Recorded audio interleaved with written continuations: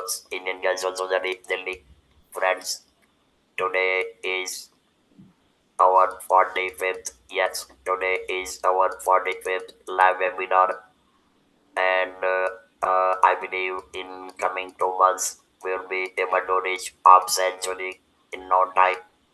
Now, today we are having a very esteemed guest speaker and a doctor, drug researcher, and especially a flute player, Dr. Naren from US, and is having kind of over 3 decades of experience. And without wasting much of the time, I would like to invite Dr. Naren, and yes, since this is the New Year celebration, I strongly recommend Dr. Naren to start the session by playing his flute at first place, and then your talk. Thank you so very much for joining us, and I wish Happy New Year to every single individual present today. Thank you. Thank you. Thank you, Shrenik. Thank you, Shrenik, for inviting me to this talk. It's an inspiration to see all of you work so hard.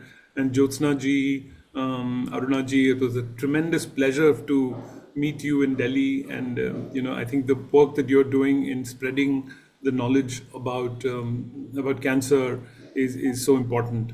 So I'll do my little bit about talking about immunology of cancer. I'm an immunologist, so but as Shrenik said, I love to start by saying some flute.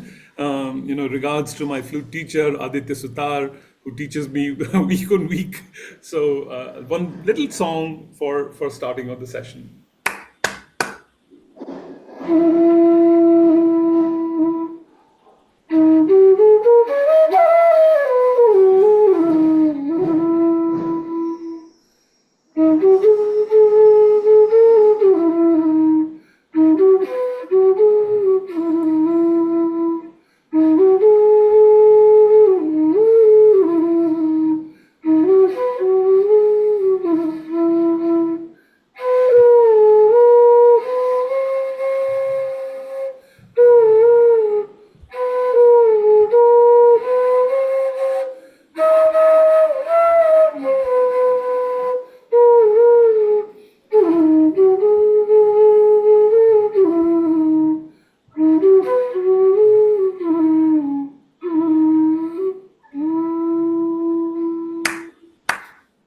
Thank you.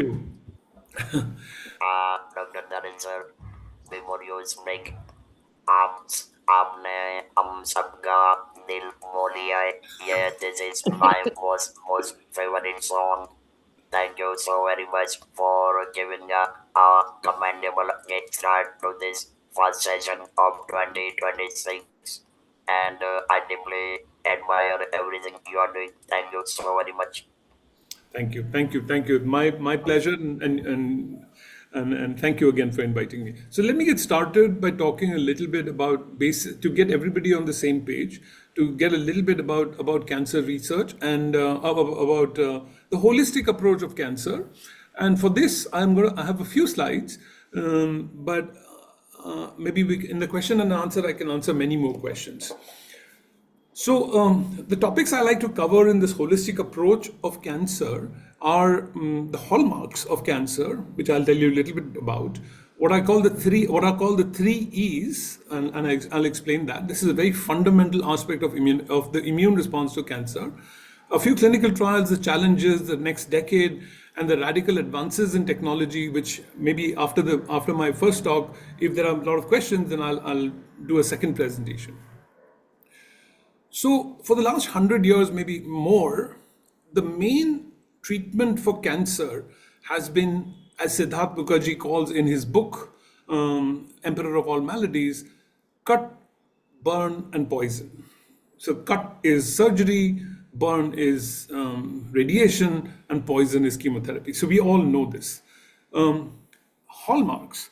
So this journal Cell, which publishes every year or every several years, it publishes these review articles written by major scientists in the field, about the hallmarks of what has been learned about cancer and what the next 10 years might look like.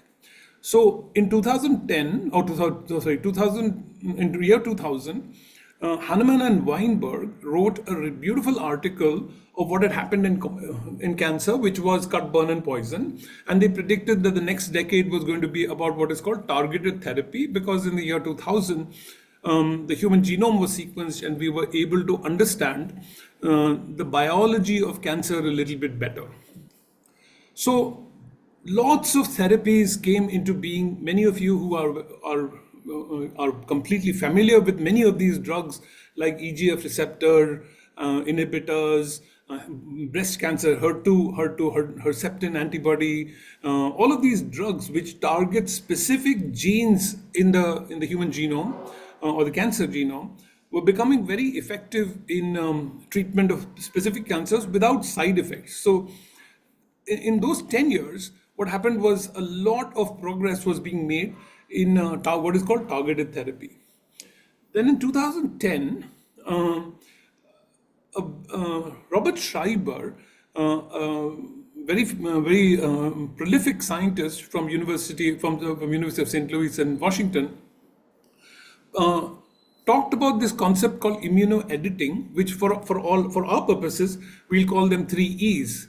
And what happens in this three E's is, in a healthy individual, quote unquote healthy, non-cancer individual, there are always some kind of mutation always occurring at a very, very low level, because of pollution, because of the food we eat, because of all the radiation exposures we have. Some mutation is occurring all the time in even our healthy cells. But what happens from an immune system perspective, this normal tissue, our healthy immune system is able to eliminate these tumor cells all the time. So this is happening all the time. So this first E is called elimination. The second E is what happens is, after some time, due to various reasons, a small number of cancer cells survives the immune system, and they go into what is called equilibrium, which means there's a balance between the immune system and the tumor cell. The tumor is not causing any symptoms, but yet they are existing. The immune system hasn't been able to get rid of them. And then later on, what happens is the escape. The third E is called escape. That's when the tumor really takes off and starts growing at a higher pace. And interestingly, escape is the point when you first see your first lump, or maybe first time you have a stomach ache, or your first symptom that you've seen, clinical symptom that you've seen in cancer, is escape.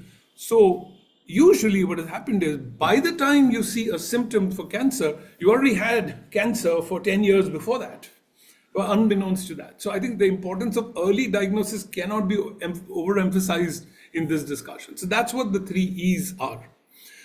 Then in 2010, Hahnemann and Weinberg predicted, or wrote based on what was going on at that time, that the next decade would be the decade of the immune response.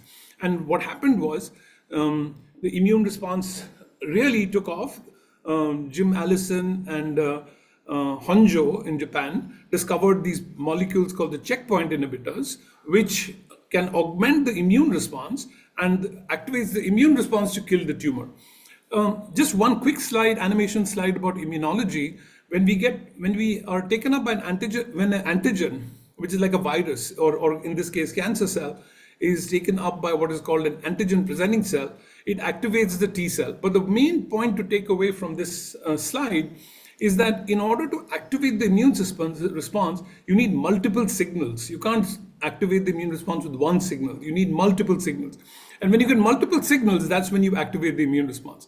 And what Jim Allison did was he was able to demonstrate, by activation of this immune response, to clear the tumor in mice. So in this slide on the left, you see on the y-axis is the size of the tumor in mice, and on the x-axis is the time.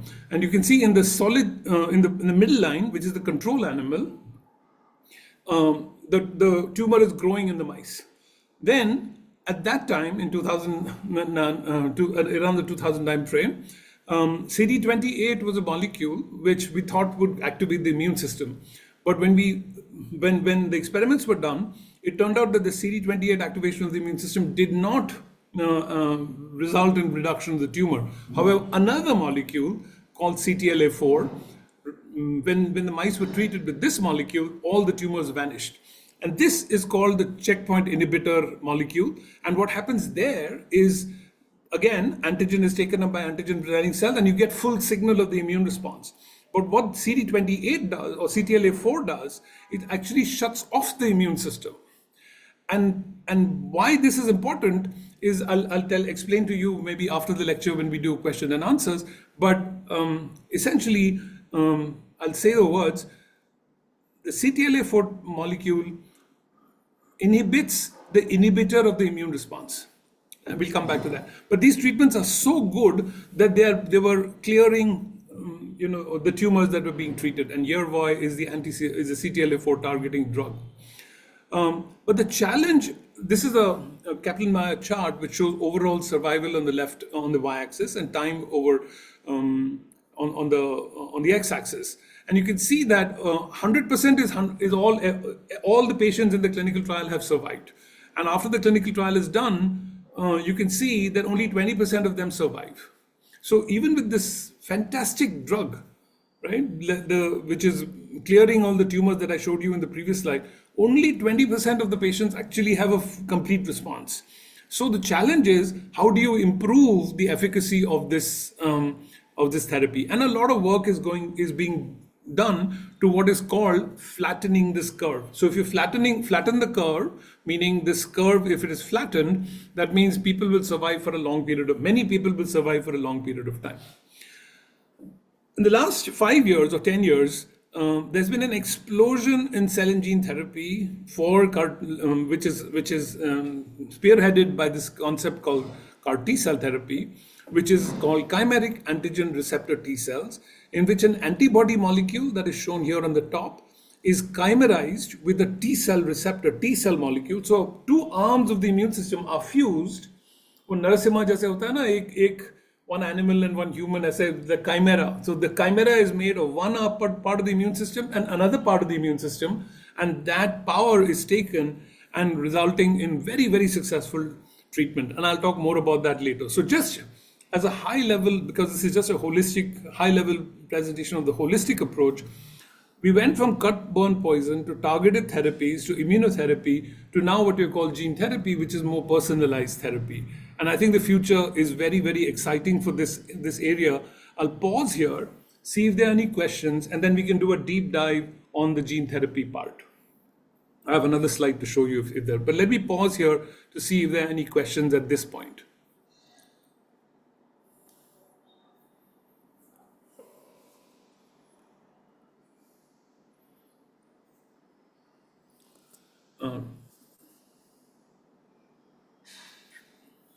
Shrenik, you might have to unmute. Yeah. Yes, I mean, the slides you have shown and things you have described, this is quite phenomenal. Now, I would certainly would love to ask you to talk much more about CAR T cell therapy. I mean, which is the novel treatment being offered outside India. Of course, the treatment, what is the cost wise is why, but how best this can be reduced, particularly for the Indian patients. So I would like you to talk on that aspect as well. Thank you. Okay. So then, thank you so much. I'll continue the presentation on the CAR T cells now. So what I will show you is a little bit of a history. There are lots of slides in this, but I'll try to finish in 15-20 minutes. So the process of using living cells as a drug is a new concept. Maybe new meaning about 10-15 years old. So previously all our drugs had been some chemical entity or some antibody molecule, but now we are using entire cells as a therapy. So that's why it's called adoptive cell therapy. And the topics I've covered in this presentation are wide. I'll present a few highlights of each one of them, and then we, depending on the interest, we can dive deep into the question and answer session. So I'll tell you where it all started. It started all with bone marrow transplant. Then what we call is gene modified therapy. Then came CAR T cell therapy, and now the next generation of future therapies are coming up. And I'll tell you a little bit about the challenges of what we are facing in terms of how these treatments are not meeting the goal, but we still have a lot more to do. So, quickly about this, bone marrow transplant was pioneered in the 1960s and 1970s by these two gentlemen, Donald Thomas and Robert Good, who Donald Thomas got the Nobel Prize for discovering or inventing the process of bone marrow transplantation in the 1960s and 70s. And it is based on this work of cell therapy based on which CAR T cell therapy has evolved in the last 30, 40 years that people have been trying this. Um, Donald Thomas, of course, he won the Nobel Prize, was in University of Texas, and when they were working in Seattle during the development of the bone marrow transplants, a lot of patients died due to this therapy, mainly because of graft versus host disease. And over the last decades, enormous progress has been made in bone marrow transplant. Today, in India, for example, there are approximately 200 hospitals or 200 centers that can do bone marrow transplant. I mean, it is remarkable that it has become such standard therapy now after these many decades. And this is Robert Good. So just a brief history of bone marrow transplant, because it's important to understand this history of how long it took to standardize bone marrow transplant in the context of what CAR T cell is doing. So 1940s were the foundational discoveries. Then we went from 1970s to do very specific kind of therapies for bone marrow transplant. These are the hospitals that are primarily doing bone marrow transplant in the US. And you can see on the right, there are maybe many more, as I mentioned, but these are the top ones that are doing it in India. The first therapy in cell therapy came in this time in 2010. This was before a lot of things were understood about immunology. It is quite surprising that even 15 years ago, we didn't know all of these things that we know today. The field of immunology has progressed so much in the last 10 years. It's almost unbelievable. But before that, there was this therapy called Provenge, which is a dendritic cell therapy, which still is in the market and is quite successful. It uses what are called dendritic cells. These are cells of the antigen presenting cell family, which help activate the immune system. But the nature of the immune system activation is small relative to what I'll tell you next. The reason why CAR T cell therapy became successful is because of gene therapy. And what is gene therapy? Gene therapy is taking a gene from outside the cell and putting it inside the cell to transform the cell to do something that it wasn't able to do before. So you take the gene, put a function inside the cell, and the cell is able to do different things. And the ability to put a gene into a cell was transformed by viruses. So viruses, transfer genes. This is their livelihood. This is what viruses are born for, taking genes from outside the cell and putting them inside the cell. And what the scientists in this field have done, including scientists like Inder Verma, Luigi Naldini, they vectorized these viruses, took the power of the viruses and put genes into the viruses and allowed the viruses to take the cells inside the body. Alan Fisher in France did the bone marrow transplant using these gene therapy vectors for treatment of not cancer, but severe combined immune deficiency, which is a specific genetic defect. And he was able to correct children with these gene defects. This is the proof of concept that gene therapy works. Then in 1990, Zelig Ishar, who's the inventor of the CAR T cell therapy process, where he took an antibody molecule outside the antibody molecule and combined it with a T cell receptor, which is present on T cell, some component of the B cell and T cell, two aspects of the immune system, joined them, and then discovered this concept of CAR T cell therapy. And the CAR T cell therapy is made up of an antibody molecule. So on the left side is the antibody molecule, which is shown as a Y on this side. And if you take just the top portion of the antibody molecule, which is where the antibody binds to the tumor antigen, and you cut that and you put it on the top of the surface, and inside the cell, this is the cell membrane, At the bottom of the cell, you put a transmembrane domain which can then signal what is recognized has to be transferred as a signal into the cell to activate the cell to become a killer cell. And that's what happens. You take the antibody molecule, put the CD3 molecule inside the signaling molecule, and that signaling chimera then activates the immune system. And Carl June in University of Pennsylvania was pioneered this process in clinical trials in University of Pennsylvania. And one of his background is the connection is he actually did all his training with Donald Thomas in Seattle. So it's not random chance that Carl June was the discoverer of CAR T cells. He had had the training to coming from bone marrow transplant. And I've shown you this slide before where T cells are activated. And this is the first paper to show that T cells are activated. I'm going to go a little bit faster on this just to get to the point. So what CAR T cells can do is they can take these cells, I don't know if I have a video, no, but the video is on YouTube, but we'll see it later. But this is a CAR T cell here on the left side, and you can see, and this is a tumor cell. And so what the CAR T cell does is with that chimeric antigen that I showed you, the antigen receptor, that is the receptor, this T cell can recognize the CAR T cell and kill it. It is so effective in killing the tumor that it actually eliminates the tumor in almost 10% of the patients, like I showed you in the previous slide. It's very, very effective, right? And this is how it's almost called the kiss of death. The T cell comes and sees the tumor, and T cell kills the tumor.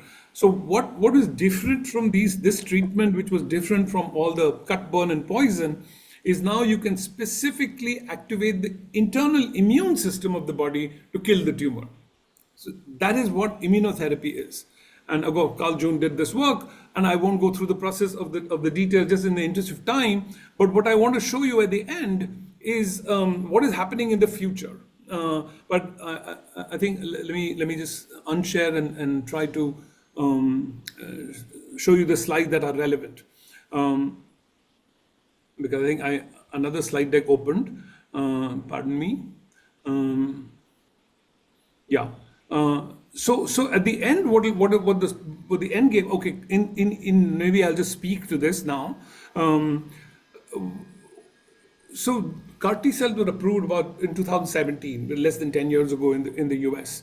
And as of almost 3 years ago, Indian companies, ImmunoAct, which is a collaboration with IIT Bombay and Tata Hospital, and with Rahul Purwar leading that effort, and also Immunil, which is an effort from Kiran Vidya Shaw company, and Narayan Hridayalaya have developed the CAR T cell in India, and these therapies are working really well, and we'll have to see how well they transform human lives.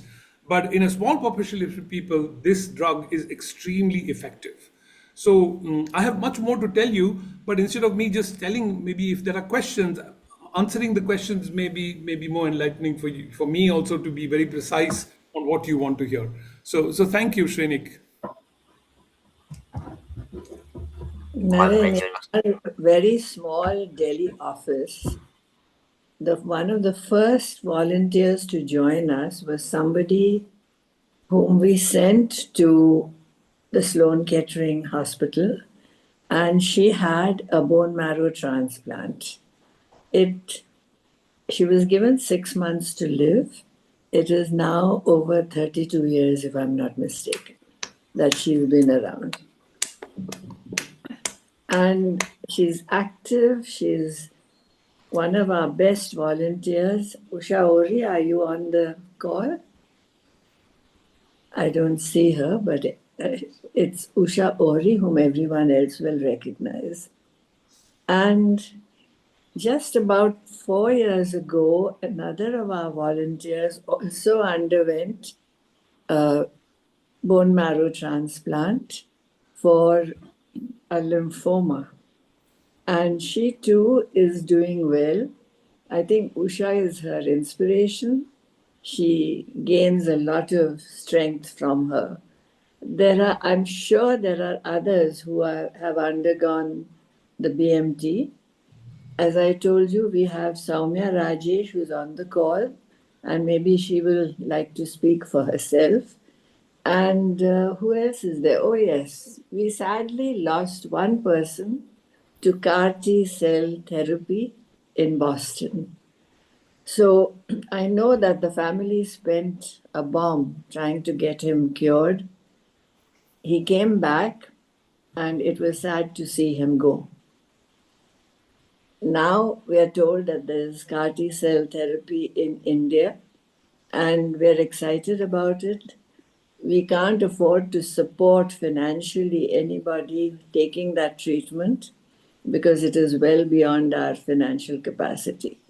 But we can give them information, and your talk today is one in the series.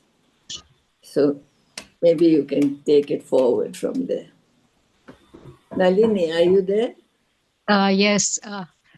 I I just Yeah. wanted to, I'm really, really fascinated with your talk, Dr. Chirmule, because all that you were mentioning is something that I used to work on when I was in the All India Institute in the biotechnology department.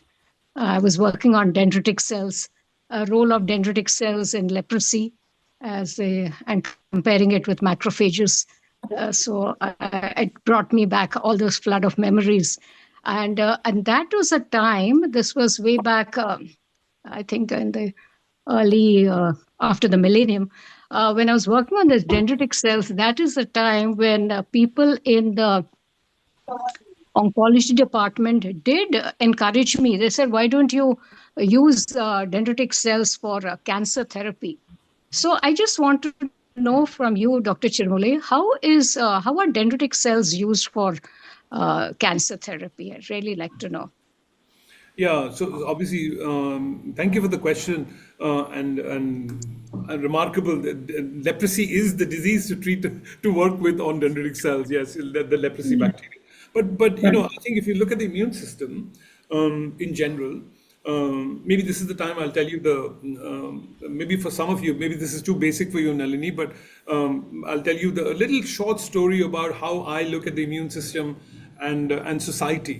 So when we think about the immune system, it is a war. It is a war. It is a war between the body, the cells of the immune system, and the invading cancer, which is sort of the terrorists, let's call them, right? So the terrorists have attacked our city, which is our body, and our body is trying to fight the terrorists. And how does the terrorists fight the body? And there are mainly these kind of cells, which are called the dendritic cells, as you mentioned. These are antigen presenting cells. These are involved in recognizing the cancer cell. They are called antigen presenting cells, big name. But these cells are involved in recognizing that this is foreign. Okay, so they capture the antigen and they say, okay, this is foreign, and they present it to the immune system and say, hey, this is foreign, please do something with it, right? And so when the dendritic cells present the antigen to the immune system, there are two arms of the immune system, actually three arms of the immune system. One arm is what is called the B cell antibody. B cell, we've heard about this. B cell secrete antibodies, and so the analogy in society is like the armed forces. It is like the Air Force and the Navy. So Air Force and Navy can hit submarines. They come through oceans. The Air Force can fly planes and drop bombs. They don't have to be near the tumor. They can be far away from the tumor and kill the tumor, right? The army is hand-to-hand combat. So the army needs to be next to the terrorists to kill the terrorists. So T cells need to be next to the tumor cell to kill the terrorists. So the analogy of T cell and B cell is the army versus, let's call it, the Navy or Air Force, right? Those are the two arms of the immune system. And who regulates them is called like in the analogy it'll be the No, Dr. Chirmule, I just wanted to know, is it being used right now in India Yes. or elsewhere? Well, in India also, I don't remember the name of the institution, but there are dendritic cell therapies that are going on in India right now, Okay. being tested. Okay. I'll tell you, I'm going to answer Right. your question about dendritics, why dendritic cells are not sufficient to kill the tumor. I'll tell you that through this analogy. And so the analogy is that in the regulation, who tells the army and the air force to do what to do is the general of the collective armed forces, and that is called the CD4 positive cell. So CD4 positive cell directs all of these cells to do what they have to do. So, and then finally you have what is called the regulatory cell, which regulates the entire immune response. So now what Yeah. happens is when the tumor comes, the entire army comes and tries to kill the tumor, right? And the tumor is killed in most of us, in all healthy individuals. But then once the army comes and kills the tumor, all the army, now the army has to go back to its bases, right? Can't stay in Delhi. If you Yeah. have 1 million armed forces sitting in Delhi, even when there's nothing to do, then they'll cause chaos, isn't it? So they have to go back. So who tells them to go back? Somebody has to tell them to go back. So this molecule CTLA4 tells the army to go back. Please go back. Your job is done. Please go back to your respective home. Let us live in peace now, right? You've done your job. Great job. What the cancer does is it elicits the CTLA4 go back home even before the immune cell starts to kill. So the tumor cell tricks the immune system to tell them, go home. The whole army has come to kill the tumor, and even before killing the tumor itself tricks the immune system and tells them to go home. That's why the immune system, so actually, cancer cell is also trying to survive in the body, isn't it? But Yeah. it also has a life. It's also trying to survive. So it has found a way to trick the immune system to tell the harmful cells to go away. But now the drug is if you block the signal that the tumor tells the immune system to go away, then the tumor can kill then the T cells can kill the tumor. So back to your story about the dendritic cell. Dendritic cells do a great job in presenting the tumor to the immune response. That you must Yeah. do, Yeah. right? But the Right. other parts of the immune system, the dendritic cell cannot do. Yeah. So you need the combination of the dendritic cell. You also need the combination of the T cell. You also need the Yeah. combination of. So these combination therapies are very important in cancer therapy. Yeah. I hope I'd answered that question. I Yeah. know a long Yeah. answer, Thank but you. This actually goes into a big discussion with even IL-12, yes, upregulation of IL-12 and downregulation. So, but anyway, thank you we very can take it much. on another It's day. really Yes, absolutely. fascinating. Yeah. There's We just, have if I can, Soumya if waiting Doc, now, Nalini, so we'll go pardon? to her. Soumya? Yeah. Yes, yeah, can I ask a question? Please Yeah. do. Yes. Doctor, can Yeah. we create an army of immune cells if you know that somebody is BRCA2 positive or BRCA1 positive, and can we kill those terrorists before they attack? Yes, absolutely. Very good question, Samya. So, the first tumor antigen that has been used to create these CAR T cells is CD19, and CD19 is a tumor antigen that is expressed on leukemias and lymphomas, which we know that if you kill those cells, then you will get reduction in the tumor. That we know that, and it has been demonstrated. Now, CD19 is also expressed on healthy cells. So the CAR T cell also kills the healthy cells in addition to the tumor. But fortunately, the healthy cells come back after the tumor is gone and it's replaced. BRCA1 must have a function in healthy cells also. I mean, we always say, okay, BRCA1, BRCA2 is upregulated, the probability of you getting cancer is increased, right? We all know that. But BRCA1, BRCA2 also have a function and they are there for a reason. No? BRCA1 came into existence because of some function that the evolution required. So if you use I don't know precisely about BRCA1 and BRCA2, but if you just kill all the BRCA1, BRCA2 cells in the body, maybe something else will happen that we don't know. That is we have to be a little careful. But I think that's why you have to do experiments to make sure that those side effects are not there, but you get very specific activity of the drug. Okay. So it can be used as a prophylactic treatment. Is there? Well, I don't know much about this BRCA1, BRCA2 biology, but over the years I've been reading a little bit more about it, and I think that it is a target of a particular kind of tumor, and by targeting those therapies, they are able to kill the tumor cells that are overexpressing these cells. And that's part of that targeted therapy I was talking about in the first slide deck. Thank you so much. Yeah.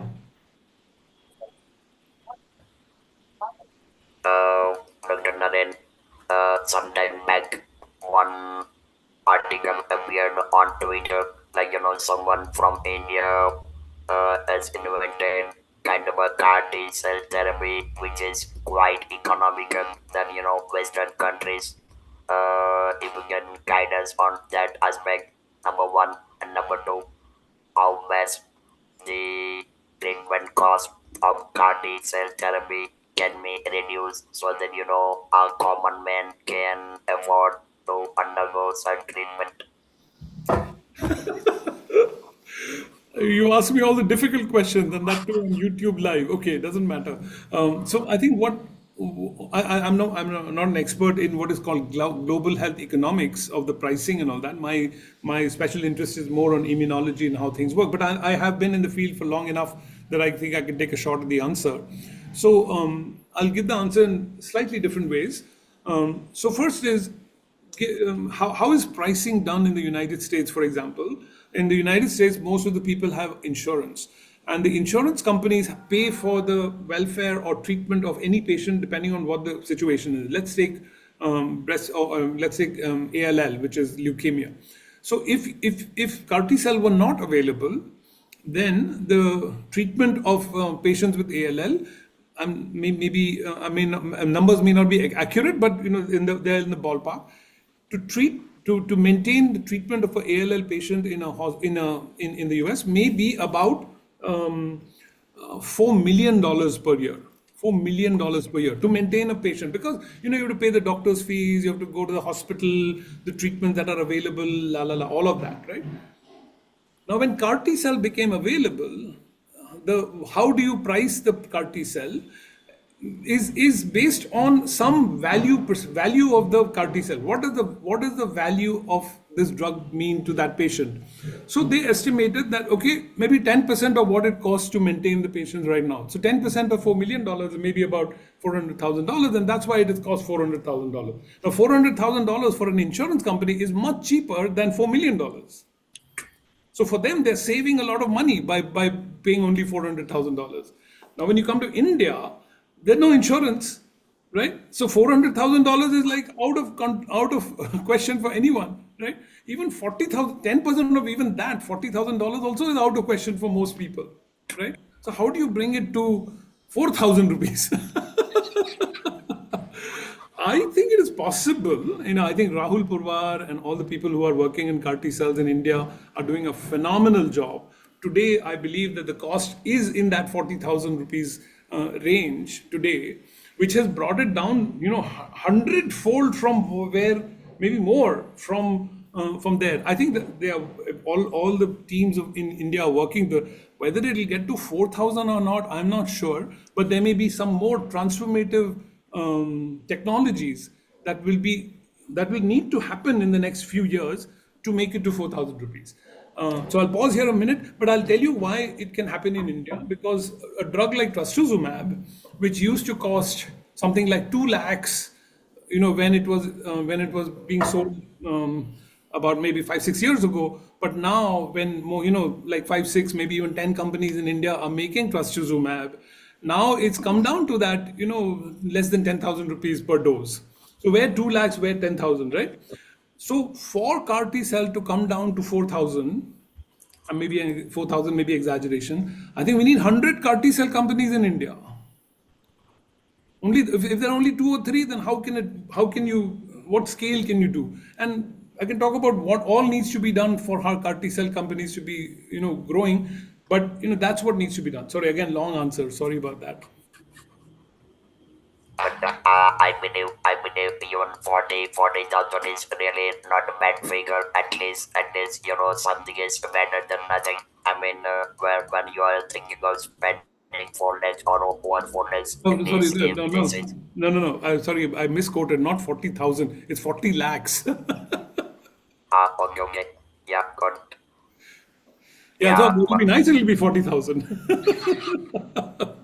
No, I'm not. It's not a laughing matter. I think innovation, technology innovation will definitely help, and scale will definitely help.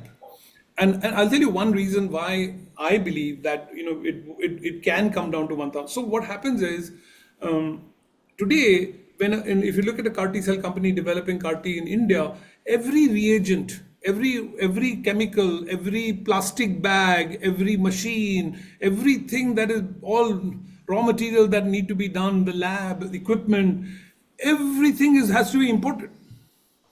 None of the supply chain for CAR T cell is made in India. Everything is made abroad.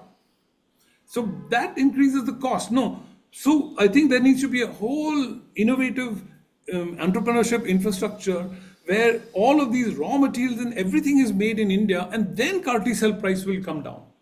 I think it has been very successful, in, let's say, in the automotive industry. That's why automotive industry is so successful in India. And so I think that revolution needs to happen with CAR T cell in India. Probably. I mean, look, I am not expert, but I can see there are two solutions to this. Number one, we will have to create competition. That's number one.